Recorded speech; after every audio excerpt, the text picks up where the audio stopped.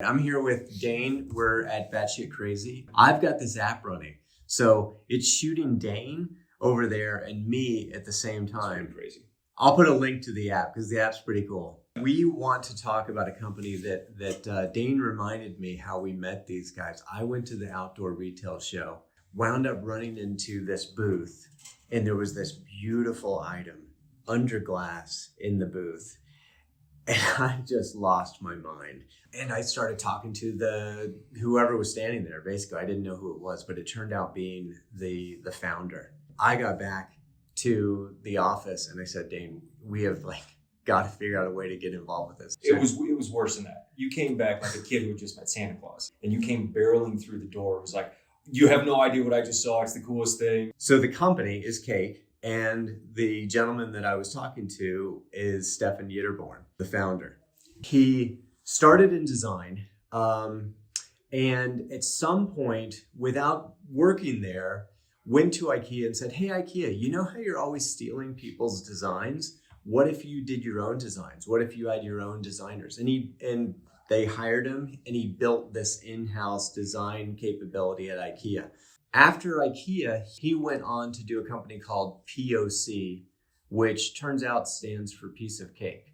And that was an athletic protection company, pads and helmets and things like that. Went on to do cycling and then made what I think was the coolest pair of sunglasses ever to show up in the Tour de France. What Stefan has done over and over is he's taken design and he's brought it to a category that didn't have this kind of design. You know, IKEA moving them from biting on other people's designs to actually generating designs to outdoor protection and helmets that they just had this different feel. And he sold POC. I think he actually had to sell it twice. I think he sold it once. I think he bought it back, and I think he sold it again. And exited that company. And I think from there, he and his sons decided to take on electric motorcycles. But they've done it really through design. I saw them at Outdoor Retailer. I've never seen a motorcycle at Outdoor Retailer. I don't think I ever will see another motorcycle at Outdoor Retailer. That was extremely tactical because their audience isn't the same old dudes that are convinced that motorcycles should be big, they should be smelly, they should be loud. And the comments over and over in the forums are, this bike looks like it was designed at IKEA, which literally I've read that probably 3 or 4 times. Yeah. But it's bringing entirely new people to the sport. When I got back to the office and I shared the pictures with Dane, not a moto guy who spends more time literally outdoors in a tent than anyone I know, you got super excited. I spend every weekend, so at least 2 days every single week. And then on top of that, every vacation time that I get, I'm pretty much outdoors. Right? Yeah. Never had the sensation, I got to have a motorcycle to be outdoors. Literally the minute that Alex showed me the photo, I was like, well, I know exactly what this thing is. I can throw it on the back of my truck when I go out into the mountains. And suddenly when I'm camping, I've got something that I can disappear for 5 to 10 miles and get back to base camp, back and forth, like nonstop every single day. That bike was the Cake Caulk. Yeah. They speak good enough English. They know what they're doing. I don't know if I like that name, but I love the name Cake. I love the brand Cake. I think it's fantastic, but I'm a little on the fence with Caulk. But they have another bike that they've come out since, knowing that electric can do some things outdoors that gas can't. And then now they've got this, I'll call it a camping bike or a utility bike. I would say utility bike is a better term for it. And that one is wild. It's basically an I-beam with an engine and wheels that you can attach things to. And a big battery pack that you can use for different things. Yeah. So you can plug in tools, you can plug in Legos lamps. For a bike.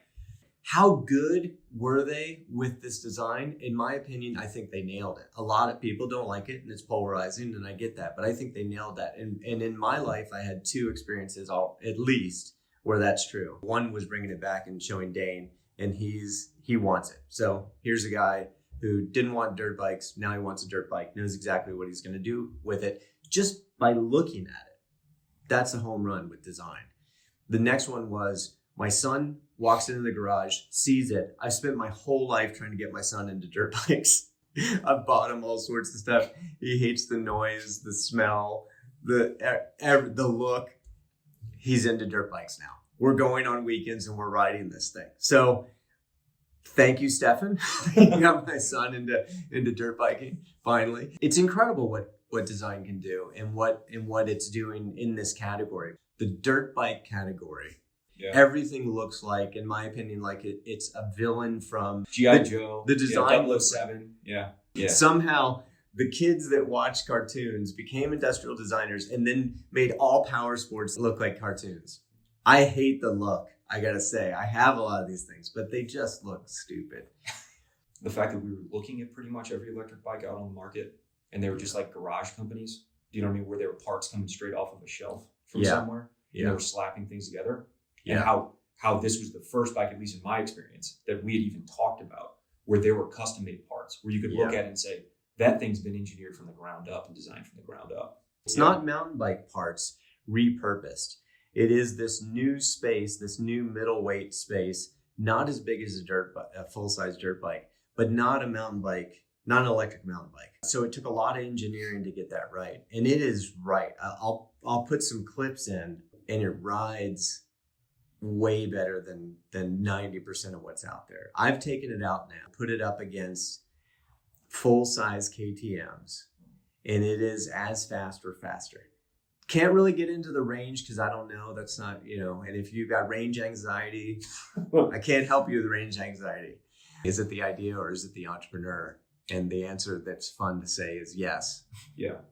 You never know the order that it's going to come, right? So Coulter's a prime example of it went in the reverse order, right? Which is, he's got a cool idea with the original concept of patch, but we need to back this person. Period. Yeah. Right. At least that's certainly the way that I feel. Oh, I think so. And the way I look at it is, with every idea, I know it's wrong. I just don't know how wrong it is. Yeah. Because the marketplace and the realities of manufacturing and so many other things haven't happened yet. Well, it's always just the general concept, right? Yeah. Even if it's one product, okay, you're going to have multiple SKUs. What does this turn into? Can you actually fit that market? Competitors pop up, etc. Which then leads into point 2, which is the people, right? Yeah. And most of the time, the deals that we get come in idea first and then people, right? And we're big believers in design too. Yeah. I mean, Coulter's a designer, Stefan is a designer. Cake as a company, as they move forward, they continue to just come out with like one beautiful thing after another. Yes. So you just become excited about what they're going to do next. Yeah. And without design, you just don't fall into that category. You never do. No, you can't. If you're an investor and you see something you like, walk up and talk to them. You're an introvert. I'm an introvert.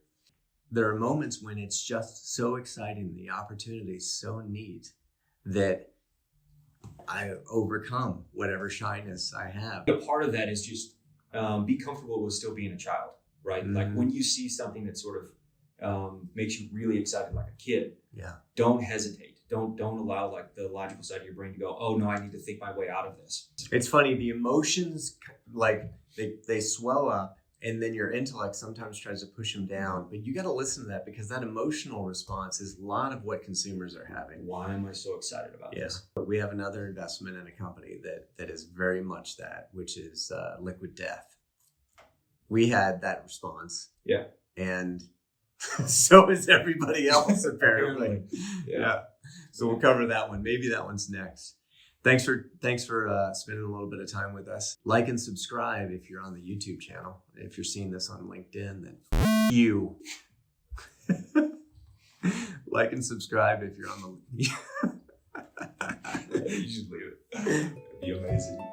All right, I'll leave it.